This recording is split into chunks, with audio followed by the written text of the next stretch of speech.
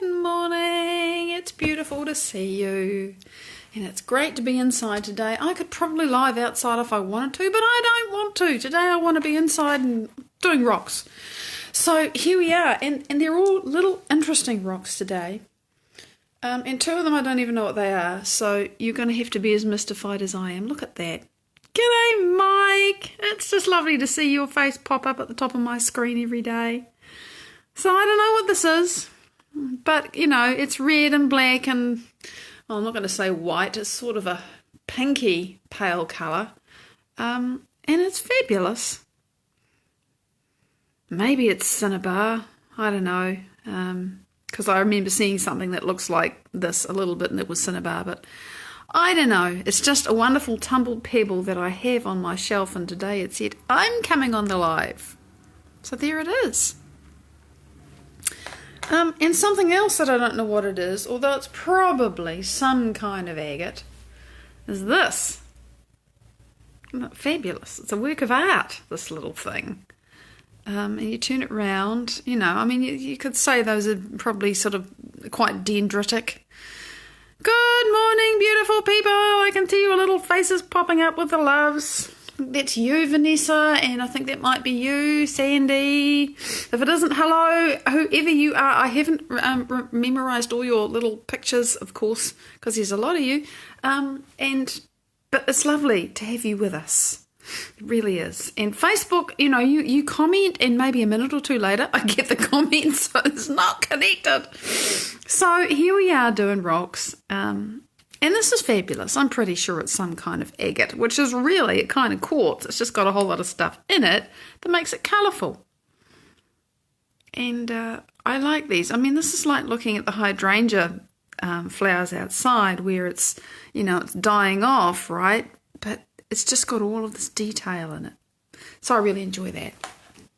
And we have fluoride.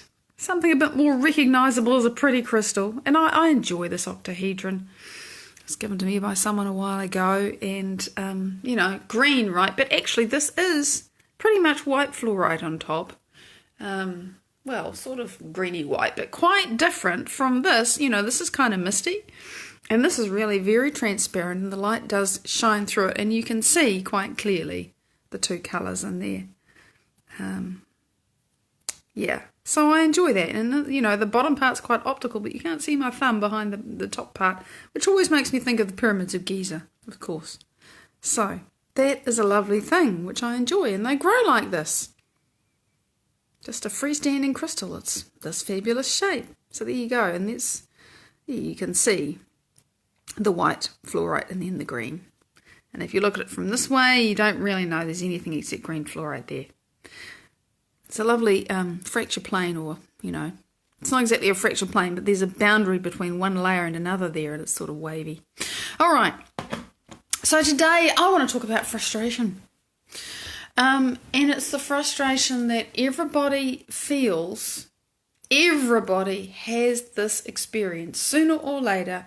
If you are on the journey, I was going to say in the business, but that's not right, on the journey of going from one place in yourself to another place in yourself, or from having one job to having another job, from having one kind of financial situation to having another kind of financial situation, from being in one kind of relationship and, you know, interactions and whatever way of being around people situation, to being in a different situation where your interactions with people are different, whatever it is that you are changing. And I'm aware that we can be changing bits and pieces of all these things because everything's all hooked up together, right? Whatever it is, there is one point of consciousness, which is where you're starting, and another point of consciousness, which is where you want to be. And long story short, to move from one place to the other, you have to become the person that is actually having that experience. And if you wait for the things outside of you to line up so that you can have the experience and be that person, that can take a long time. But if you become the person who was having the experience before all the things outside of you line up, well then first of all, you get to have the experience inside yourself independent of everything. So you're no longer waiting for it. You're living it and being it independent of everything else, which is a bit of a trick, I admit. Speaking from my personal current experience, okay? I'm not some stained glass whitewash thing that's just all perfect and everything's working out, you know. Linda, good morning everybody. But this is the thing. We know where we are, and we know where we want to be, and that is a natural state of humanness, because we know things by contrast, right? Here I am, you know, I've got up, I'm in my house, I've had my breakfast, my stomach's full, I have so much to be grateful for, I'm not thirsty, no one's shooting at me, I have some degree of security in life, you know, a wonderful relationship, tra-la-la-la-la. But my brain, because I have perceived things outside of my normal existence, whatever your normal existence is, my brain is very good at saying, well, I'm not there. I don't have that. And that's normal. We notice things by contrast. And that contrast can either make you inspired to reach for it or move towards it or do something to become the person that is and has that, or it can just throw you into more lack, which says, well, I don't have that, and I can't see how the hell I can ever get that. And that second response is what is natural and normal for us to do. Because, you know, you look at the idea of buying a house and it's X dollars, hi Jen! Or, you know, it's in a certain place and you want to immigrate or whatever it is. And without you even noticing, your brain, based upon all of your experiences about buying houses and how long it takes to find one and going to the bank and getting insurance and everything else that's involved, immediately starts to calculate how long it thinks it's going to take and how hard it's going to be and, you know, all of that stuff. And it does the same thing if you want a new relationship or you want to heal your body or whatever it is. The brain, based upon your past experience, which is all about what got you here but not about what's going to get you there, starts to extrapolate how difficult it is and how long it's going to take, and that's normal, right? And so then you start taking action or doing the thing or feeling different feelings and thinking different thoughts and doing different behaviours, which is what all change boils down to, because you have to change what you're thinking and feeling and behaving to have a different experience. If you are trying to change from being a sad person into being a happy person, the first thing that happens is that you have to go, oh gee, I'm a sad person and there's a thing over there which suggests to me that I could be happy. Contrast, right? And then if you've been a sad person for a long time, it can be like, oh my God, how the hell do I get there? Because, you know, it's like wall-to-wall sad here. But assuming you get past that initial calculation of your brain that says, oh my God, it's going to take 30 years to find that house and pay the mortgage off, assuming you get past that, and say, well, maybe there's a possibility that it might not be that hard or it might be possible anyway or whatever. You're going to start taking some kind of action to move yourself towards from being sad to being a bit happier, right?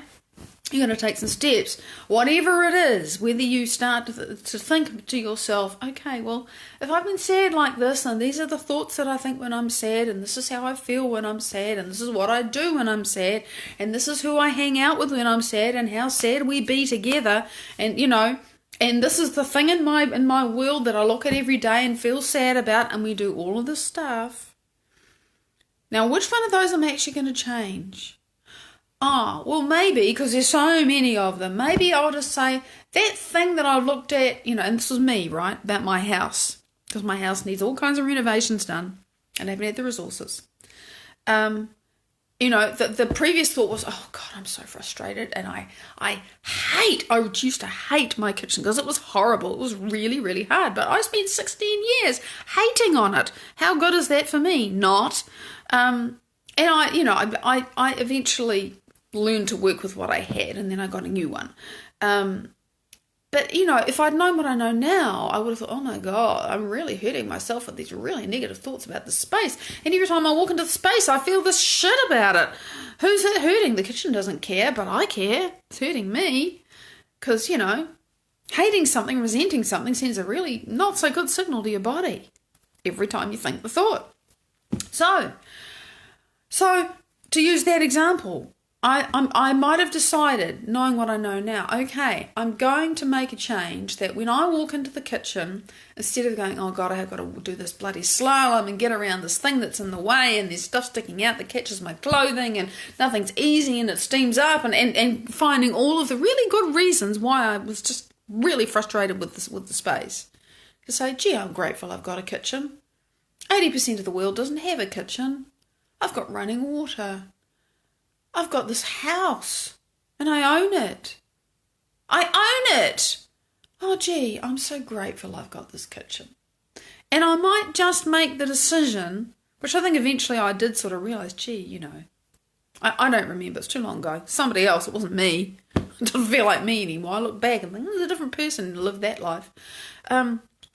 Sooner or later, I said, okay, I need to walk into this kitchen and do that. So I've made a decision about one way in which I'm going to be a different person. I'm going to show up differently. I don't know, Linda. I think it's entirely possible that we can break physical things if we direct enough negative energy at them. But that's really because we are manifesting what we want in our lives rather than... I don't know. Good question. Good question. What I know is that people can manifest the most amazing things. And they do it because they're running programs about I need to continue to suffer, or I need to continue to be weak, or I need to continue to be helpless. And so they get over the last illness or the sickness or whatever, they get healthy, and then they have some extreme thing that comes in and they're back to being weak or helpless or in pain or whatever it was. It's because they're running a program, they don't even know it. That's about all I can say about that. So, I for the first few days... I'm really conscious and I'm really aware and I'm paying attention and I'm walking into the kitchen and all of the neural nets in my brain about how much I hate the place are going off, and I'm saying, no, I'm using my frontal lobe to shut those things down, saying, no, not listening. I am grateful for this space, and I'm doing the thing of consciously choosing to change my reaction, because it was a reaction every single day, to this space, so that I'm not constantly pouring all this resentment into my body and my mind and poisoning who I am, because I don't want to be that frustrated, resentful, sad, angry, lonely, lackful, whatever person it is, right, that I was. So after a few days or a week or however long it takes, I start getting a bit better at it, right? It's like, oh yeah, I'm getting into a groove now. Yeah, I'm grateful I've got this house and all those things, and I'm getting better at putting together and firing those new neural networks. The reason why it feels so awful to walk into the space and think something different from before is because it's a biochemical and neurological effort. It takes energy and effort, instead of firing the automatic programs that just run about hating whatever it is, to do something different. It's hard, but it gets easier. It gets easier to think the different thoughts and even vaguely sometimes maybe feel the different feelings and think, oh, okay, I'm getting into a groove here. And then to stick with the story, this isn't what happened, but to stick with the story, you've been doing this for a few weeks or a month, however long it is. And then you walk in and one day you just, you bang your knee on the door, the little, the cupboard handles stick out and you catch your clothing on it and it rips. And the steam is all over, because there's no rain shade, and the steam's all over the windows and it's running down and it's damaging the windows and you can't keep up with it and it's just horrible. And you just, I hate this kitchen. And you think, hang on, what the hell just happened? Now, the normal reaction to this, and this is an example, but you get the idea, when you think you're starting to do well at being somebody else, at feeling and thinking and behaving differently, suddenly it's like you've gone back to point zero or backwards. What the hell?